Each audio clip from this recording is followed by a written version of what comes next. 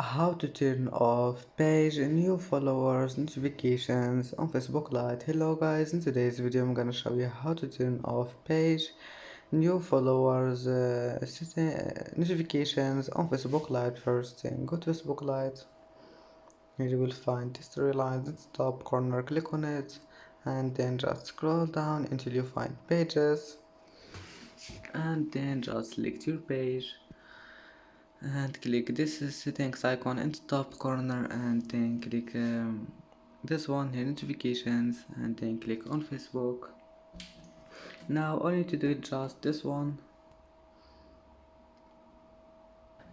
and that's it for today's video. If you like this video, please don't forget like and don't forget subscribe, and thank you for watching this video until the end, and see you in the next video.